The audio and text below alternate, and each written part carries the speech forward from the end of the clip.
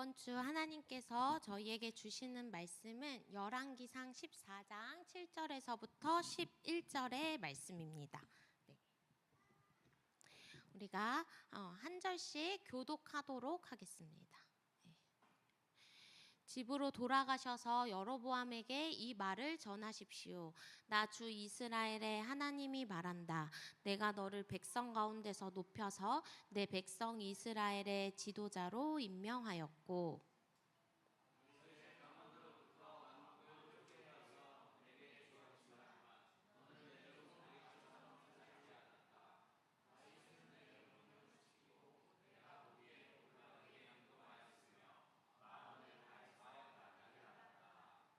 그러나 너는 너보다 앞서 있던 모든 왕들보다 더 악한 일을 하여서 다른 신들을 만들고 우상을 부어 만들어서 나의 분노를 격발시켰다.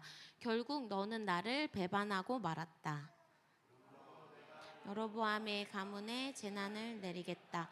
여로보암 가문에 속한 남자는 종이거나 자유인이거나 가리지 않고 이스라엘 가운데서 모두 끊어버리겠다. 마치 사람이 쓰레기를 깨끗이 쓸어버리듯이 여로보암 가문의 사람을 하나도 남기지 않고 다 쓸어버리겠다. 같이요. 여로보암에게 속한 사람으로서 성읍 안에서 죽은 사람들은 개들이 먹어 치울 것이고 성읍 바깥들에서 죽은 사람들은 하늘의 새들이 와서 쪼아 먹을 것이다. 이것은 나 주가 하는 말이다. 아멘. 네, 여러분, 북이스라엘과 남유다로 이스라엘이 분열 왕국을 맞이하면서 첫 번째 왕들이 세워졌습니다. 그런데 이 첫 번째 왕들이 세워진 순간부터 이스라엘 왕조가 삐걱대는 것을 볼 수 있습니다. 네, 오늘부터 우리가 묵상할 열왕기상 14장은 북이스라엘의 첫 번째 왕 여로보암과 남유다의 첫 번째 왕 르호보암의 최후가 기록되어져 있는 성경입니다. 우리가 지난주, 지지난주를 통해서 여로보암이 그 베델에서 제단이 갈라지고 제가 쏟아져 내리는 그런 징후를 보았고 심지어 자신이 손에 굳어지는 일 그리고 하나님의 사람이 죽는 것들을 여로보암이 분명히 보았고 경험했지만 여로보암은 돌아서지 않았습니다. 그래서 토요일 날 저희가 묵상한 말씀이죠. 열왕기상 13장의 그 말미에는 이런 일이 생긴 뒤에도 여로보암은 여전히 그 악한 길에서 돌아서지 아니하고라고 기록되어져 있습니다. 그래서 계속해서 그는 보통의 백성들을 산당의 제사장으로 삼았고 심지어 제가 제사장이 되고 싶습니다라고 원하는 사람들도 제사장이 될 수 있게 하였습니다. 그런 그가 14장의 초반에 이르면 또 새로운 상황을 맞이하게 됩니다. 그것이 무엇입니까? 14장 1절에 이렇게 기록되어져 있습니다. 그때 여로보암의 아들 아비야가 병들어 누워 있었다. 여로보암은 아들 아비야가 병들어서 죽게 되자 다급해집니다. 그래서 여로보암은 2장에 보면 이렇게 기록되어져 있습니다. 2절에 보면 여로보암이 자기 아내에게 말하였다. 변장하고 나서시오. 자기 아내를 변장시켜서 선지자 아히야에게 가라라고 말합니다. 그래서 심지어 어떻게 변장하라 그러냐면 당신이 여로보암의 아내라는 것을 사람들이 알아차리지 못하도록 하고 실로로 가시오. 거기에는 아히야 예언자가 있소. 그가 바로 내게 이스라엘 이 백성을 다스리게 될 것이라고 말한 예언자입니다. 라고 하면서 자신의 아내를 변장시켜 선지자 아히에게로 보냅니다. 그렇죠? 아히야는 어떤 사람이라고 기록되어져 있죠? 여로보암이 왕이 될 것이다 라고 예언했던 선지자입니다. 여러분 이 말씀의 1, 2절을 읽으면서 지금 여로보암의 상황이 어때 보이시나요?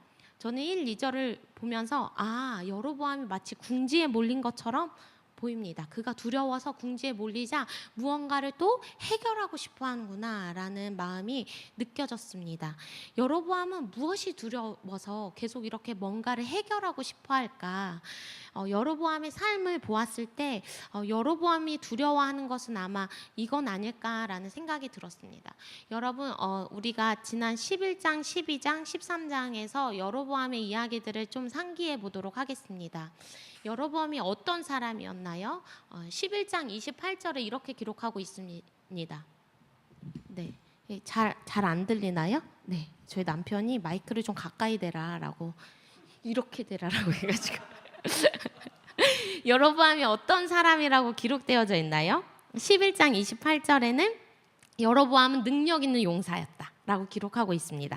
얼마나 능력이 있었으면 솔로몬이 그가 하는 것을 보고 요셉 가문의 부역을 감독하게 할 만큼 굉장히 왕의 신임을 얻는 신하였습니다. 예. 그리고 또 12장 3절에 보면 이집트에서 사람들이 여로보암을 불러내니 그가 이스라엘의 모든 회중과 함께 르호보암에게로 가서라고 기록하고 있습니다. 어떻습니까? 이스라엘 사람들이 여로보암을 신뢰했습니다. 이스라엘 민족의 회중의 아픔을 듣고 심지어 왕 앞에 가서 말할 수 있을 만큼 용기도 있는 사람이었습니다. 그런데 아히야 예언자가 여로보암이 왕이 될 거다라고 예언한 뒤에 솔로몬이 어떤 행동을 취하냐면 여로보암을 죽이려고 하였습니다. 그래서 그가 이집트로 도망갔습니다. 우리가 이 이야기를 알고 있죠. 그렇죠? 그 죽음의 위협이 그를 두렵게 하자 도망갔습니다. 또 그 죽음의 위협은 왕이 된 이후에도 계속되었습니다. 여로보암이 무엇을 가장 두려워했냐면 12장 27절에 보면 그들의 마음이 그들의 옛 주인인 유다왕 르호보암에게 돌아가게 되는 날이면 그들이 자기를 죽이고 유다왕 르호보암에게 돌아갈지도 모른다는 생각이 들었다. 나를 죽일지도 모른다 라는 두려움이 아마도 여로보암을 감쌌던 것 같습니다. 그래서 그는 그 두려움을 아마도 이기고 싶어서 금송아지를 만들었고 제단도 만들고 제사장도 자기 마음대로 이렇게 세운 것은 아닐까라고 생각이 듭니다. 두려움이 너무 커지니까 아마도 이 두려움을 해결하고 싶어서 내가 할 수 있는 모든 수단을 다 동원했나 봅니다. 두려움에 잠식된 여로보암의 모습은 오늘부터 우리가 읽을 14장의 말씀에도 쭉 나와져 있습니다. 14장의 말씀을 보면 여로보암의 상태가 어떠한지를 좀 발견할 수 있는 말씀이 있습니다. 첫 번째, 아들이 병들었지만 돌이키지 않았다. 여로보암은 아비야가 병든 상황에서도 그 상황의 문제가 뭐였지? 왜 아비야가 병들었지? 라고 생각하기보다는 이 문제 상황 자체를 해결하려고 하는 모습이 보입니다. 그래서 자신의 아내를 변장시킵니다. 이 변장하였다라는 말을 원어로 보니까 여기서의 변장은 옷차림새, 말투, 행동 등 모든 것을 이렇게 위장하는 것을 의미한다라고 해석하더라고요. 그래서 아마도 여로보암은 눈이 어두워진 선지자 아히야를 속이고 자신의 능력으로 해결하지 않고 아내의 힘을 빌어, 좀 비겁해 보이기도 하죠. 직접 나서지 않고, 직접 나서는 게 두려웠을지도 모르죠. 그래서 아내를 변장시켜 아내조차 신분을 숨긴 채 아히야에게까지 나아가게 합니다. 그래서 하나님은 결국 이런 여로보암의 삶을 보고 뭐라고 책망하시냐면 결국 너는 나를 배반하였다 라고 아히야의 입술을 통해서 책망하십니다. 근데 우리가 그 개역 한글 버전을 보면 이 동일한 말씀을 뭐라고 개역 한글에서는 쓰고 있냐면 나를 내 등 뒤에, 너의 등 뒤에 버렸다라고 해석을 하더라고요. 근데 이걸 원어로 직역하니까 너는 나를 너의 등 뒤로 집어 던졌다. 등 뒤로 내동댕이 쳤다. 라고 직역할 수 있습니다. 결국 여로보암의 상태가 어떻습니까, 여러분? 위장하고 숨기고 감추고 마지막에는 죄악을 내 등 뒤로 던지는 것이 아니라 하나님을 자신의 등 뒤로 내동댕이 치는 상황까지 벌어졌습니다. 그래서 마지막으로 하나님이 여로보암의 삶을 평가하실 때 뭐라고 평가하시냐면 여로보암은 자기도 죄를 지었을 뿐 아니라 이스라엘까지 죄를 짓게 하였다라고 그의 삶을 평가하십니다. 하나님의 평가입니다. 여러분, 이스라엘을 건강하게 만들 수 있는 왕의 자리에서 큰 책임과 큰 믿음이 요청되는 왕의 자리에서 그는 오히려 죄의 영향력이 큰 사람이 되어버렸습니다. 오늘 말씀 저희가 읽은 8절, 9절의 말씀을 보면 하나님의 삶을 대해 하나님이 여로보암의 삶을 평가하시는 것을 조금 더 구체적으로 볼 수 있습니다. 하나님께서 뭐라고 먼저 말씀하시냐면 다윗의 가문으로부터 왕국을 쪼개어서 너에게 주었지만 너는 내 종 다윗처럼 살지 않았다. 다윗은 내 명령을 지키고 내가 보기에 올바르게 행동하였으며 마음을 다해서 나를 따랐다 라고 평가하십니다. 여로보암아, 너는 다윗처럼 살지 않았다. 다윗이 어떤 사람입니까? 하나님의 명령을 지키고 하나님이 보기에 올바르게 행동하고 마음을 다해서 하나님을 따랐습니다. 그러나 여로보암은 하나님을 등 뒤로 내동댕이 쳤습니다. 여로보암이 두려움을 해결하고 싶어서 산당을 짓기도 했고 자기 마음대로 정한 날에 제단을 쌓고 제사를 드렸고 심지어 하고 싶은 사람은 제사장 해도 돼. 보통 사람 다 제사장 할 수 있어 라고 하며 제사장을 세웠습니다. 하나님은 그런 여로보암의 모습을 보고 제단이 갈라지고 재가 쏟아지고 라고 했을 때 여로보암이 오히려 두려움이 증폭되었습니다. 내가 두려움을 해결하고자 여러 가지 수단과 방법을 동원해서 해결해 보려고 했는데 극복하려고 했는데 오히려 제단이 갈라지고 재가 쏟아지자 더 큰 두려움이 왔습니다. 심지어 자기 손이 오그라들었을 때는 모든 게 끝인가 보다 라고 생각하지 않았을까 라고 저는 생각해 봅니다. 여러분, 여로보암이 나에게 왜 이런 두려움이 생기는가, 또는 왜 나의 아들 아비야가 병들었을까? 지금 이 상황이 어디서부터 잘못된 걸까? 라고 생각하지 않고 현재 나의 상황, 닥쳐오는 이렇게 쓰나미처럼 몰려오는 이 두려움에 해결하려고 급급하다 보니까 거짓말이 또 다른 거짓말을 낳는 것처럼 여로보암의 죄가 또 다른 죄를 낳는 삶을 살게 되는 것을 우리는 여로보암을 통해 발견할 수 있습니다. 여러분, 죄라는 것이 참 신기합니다. 보통 우리는 잘못하면 뭘 느낍니까? 죄책감과 수치심을 느낍니다. 그쵸? 이게 저는 무섭습니다. 이게 죄가 무서운 이유가 이 수치심과 죄책감 때문입니다.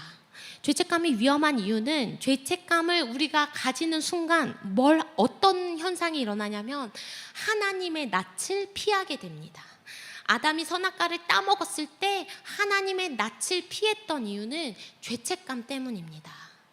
하나님의 낯을 피하는 것, 하나님 앞에 서는 것을 피하는 것이 위험한 것은 왜 그럴까요?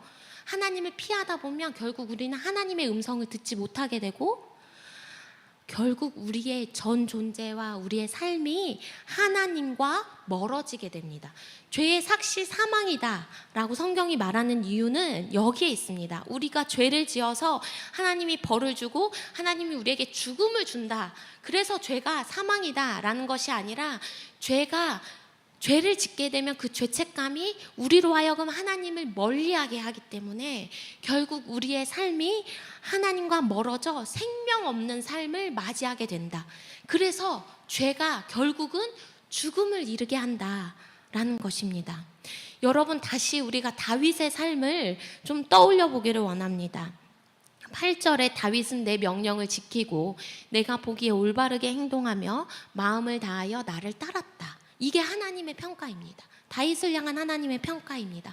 그러나 우리는 다윗이 어떤 삶을 살았는지 이미 사무엘 말씀을 통해서 지극히 잘 알고 있습니다. 여러분, 그가 우리아의 아내 밧세바를 취하였을 때 하나님이 나단 선지자를 통해 경고하였습니다. 다윗이 너 잘못했어 라는 하나님의 경고 앞에 어떻게 했습니까? 하나님을 멀리하지 않고 하나님께 돌이켜 참회합니다. 시편 51편을 찬찬히 묵상하면 그때 당시 참회하는 다윗의 심정을 우리가 하나하나 곱씹을 수 있습니다. 51편 11절에 무엇이라고 기록되어져 있나요? 주님 앞에서 나를 쫓아내지 마시고 주님의 성령을 나에게 거두어가지 말아 주십시오. 또 뭐라고 말하나요? 하나님께서 원하시는 제물은 찢겨진 심령입니다. 하나님, 주님은 찢겨지고 짓밟힌 마음을 멸시하지 않으십니다. 죄책감과 수치심이 그에게 있었지만 그가 이렇게 고백합니다. 하나님의 마음을 나에게서 돌이켜주지 말아주십시오. 하나님, 제 이 더러운 모습도 멸시하지 않으시고 받아주지 않으십니까? 하나님께 돌아가겠습니다.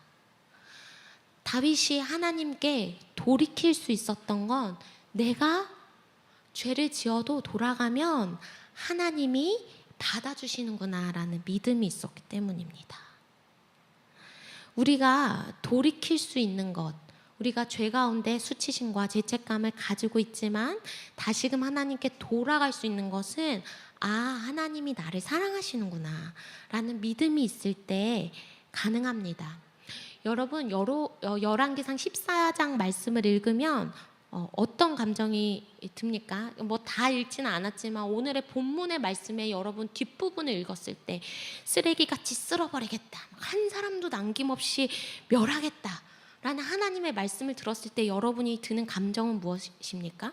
저는 처음에 하나님 너무 공포스럽다, 마치 저주하는 것처럼 보이고 무자비한 분처럼 느껴지기도 합니다. 그런데 여러분, 진짜 하나님이 그런 분일까요? 우리가 죄를 지으면 너 죽었어, 죽음, 꽝꽝꽝 선포하시는 분이십니까? 하나님이 여로보암에게 최후의 경고장을 날리신 이유는 진짜 여로보암의 삶을 죽음으로 이끌고 싶어서였을까요? 저는 하나님이 마지막에 쓰레기같이 쓸어버릴 거야, 너 이만큼 잘못한 거야, 너 종신형감이야 라고 하나님이 말씀하신 이유는 하나님이 이 최후의 경고를 듣고 여로보암이 하나님 앞에 돌아오기를 바라셔서 말씀하신 게 아닐까라고 생각합니다. 여러분, 이런 하나님의 마음이 로마서 6장 23절에 더 정확히 기록되어져 있습니다. 하나님이 이렇게 말씀하십니다. 죄의 삭은 죽음이요, 하나님의 선물은 우리 주 예수 그리스도 안에서 누릴 수 있는 영원한 생명입니다. 누구나 죄를 지을 수 있습니다. 여러분, 오늘 우리가 열심히 하나님 앞에 성결하게 주님의 말씀대로 살겠다 다짐하지만 돌아서서 우리가 다시 하나님을 멀리할 수 있습니다. 누구나 자신의 삶에서 불안과 두려움이 엄습해 오면 하나님께 시선을 두기보다 나의 경험과 지식과 모든 것을 동원하여 이 문제를 해결하고자 합니다. 하나님을 찾지 못할 때가 있습니다. 그런데 그렇게 한번 하나님을 외면하면 사탄은 우리에게 죄책감과 수치심을 주고 그 죄책감과 수치심이 다시금 또 다른 죄를 낳게 하고 죄의 굴레로 계속 우리를 끌고 들어갑니다. 매일매일 그렇게 오호라 나는 이 공고한 자로다, 이 사망의 몸에서 누가 나를 건져내겠는가 라는 이 죄의 굴레 속에 있는 우리에게 하나님이 무엇이라고 말씀하실까요? 돌아와라 라고 말씀하십니다.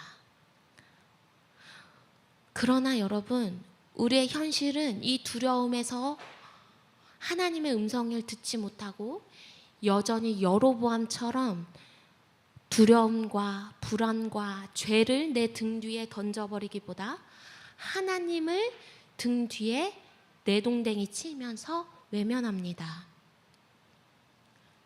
우리의 현실은 이렇지만 놀라운 것은 하나님은 늘 신실하셔서 그 자리에 계시며 우리를 기다리신다는 사실입니다. 로마서 말씀이 분명히 그것을 기록하고 있습니다. 죄의 대가로 죽음을 주기 위해서가 아니라 주 예수 그리스도 안에서 영원한 생명을 누리게 하기 위해 하나님이 여전히 우리에게 돌아오라라고 말씀하신다. 여러분, 렘블란트라는 화가가 그린 탕자의 귀환이라는 그림입니다. 우리가 잘 알고 있는 돌아온 탕자 이야기, 둘째 아들에 대한 이야기를 렘블란트가 그린 겁니다. 잠시 여러분 이 그림을 이렇게 응시해 보십시오. 빛의 시선이 어디에 지금 머물러 있나요? 아버지와 둘째 아들에게 머물러 있습니다. 그럼 여러분 둘째 아들을 한번 보십시오. 둘째 아들의 모습이 어떻습니까? 탕자의 신발과 탕자의 옷을 보십시오. 그리고 맡을 수 없지만 냄새를 한번 상상해 보십시오. 지금 탕자의 상태가 어떻습니까?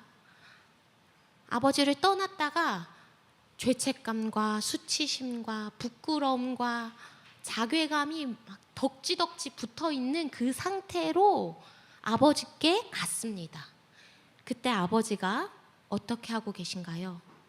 그를 그냥 안아주십니다. 돌아온 탕자를 외면하지 않으십니다. 이 돌아온 탕자 이야기로 글을 쓴 헨리 나우엔이라는 영성가가 있는데요. 그가 집으로 돌아오는 길이라는 책을 썼습니다. 그 책의 서두에 이렇게 기록되어져 있습니다. 주님은 제 힘으로 뭔가를 해보려다 쓰러진 자식을 비웃지 않으신다. 죄책감과 부끄러움에 사로잡힌 채 잘못을 고백하는 걸 귀향의 조건으로 내걸지도 않으신다. 인격적이고 친밀하고 사랑이 넘치는 하나님은 한없는 관용과 용서로 안타깝게 떠나보냈다가 돌아오기만 하면 반가이 집안으로 맞아들이신다. 여러분, 이번 일주일 우리가 여로보암의 삶과 르호보암의 삶의 최후를 구절구절 묵상할 것입니다.